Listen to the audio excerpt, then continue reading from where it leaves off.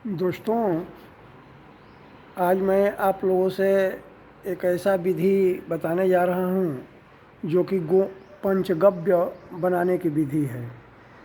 हम लोग के घर में ऐसा होता है कि पंचगव्य जब बनता है बहुत सारे गृहों में, तो ऐसे ही गोबर, ऐसे ही दूध और दही कोई मात्रा नहीं रहती है और ऐसे ही मिला करके और दे दिया जाता है, जिससे कि वो जैसा कार्य करना चाहिए वैसा वो पंचगव्य कार्य नहीं करता।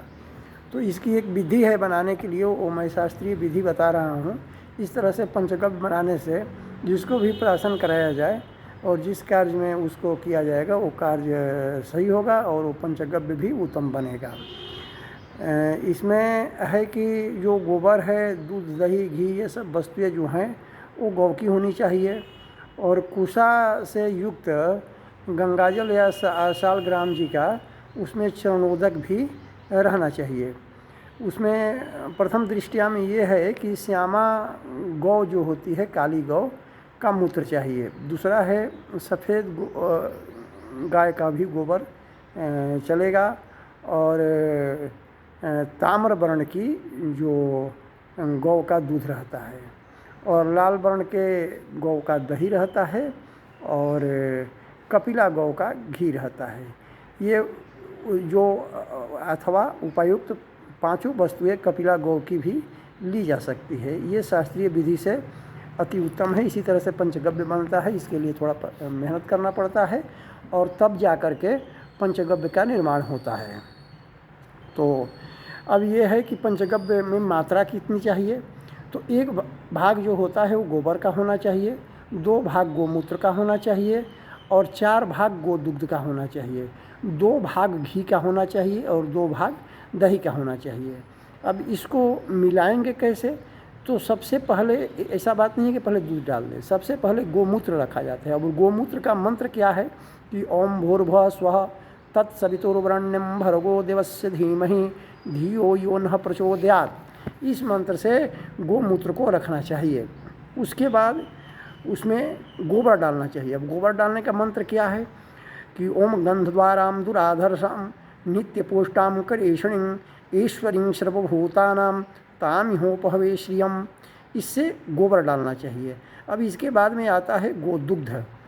तो गोदुग्ध का क्या मंत्र है कि ओम आप्यायस्व समेतु ते विश्वतः सोमविष्णयं भवावाजस्य संगथे। इससे गोदुग्ध को डालना चाहिए। अब इसके बाद में दही है।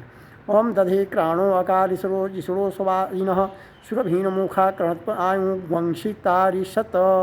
इससे दही डालना चाहिए गौ का। उसके बाद में गोधित्र होता है। गोधित्र का क्या मंत्र है कि ओम तेजोसी शुक्रमस्य मृतमसी धामनामसी प्रियं देवानामा अनघृष्ट देवयजमानसी। इससे क्या, इससे आप डालते हैं। इसके बाद में अब ये ओम देवस्य त्वासवितु प्रसवे अशिनोर्बाहुभ्यां पोखणे हस्ताभ्याम, ये जो होता है इस मंत्र से गोधित्र को डालना चाहिए। अब इसके बाद में मंत्र को पढ़ करके, इस मंत्र को पढ़ करके कुशा से जल ग्रहण करना चाहिए।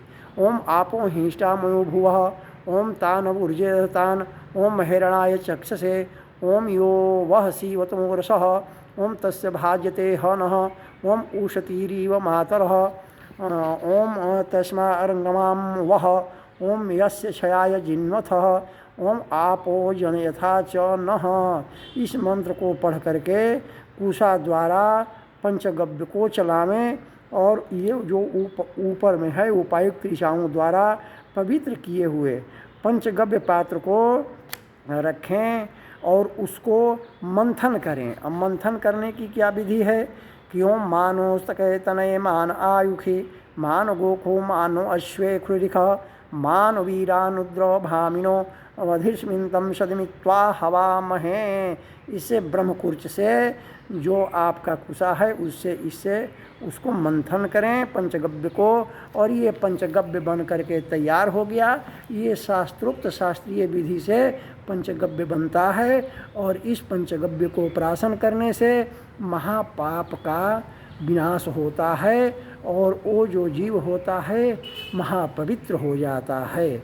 जय बाबा भोलेनाथ की।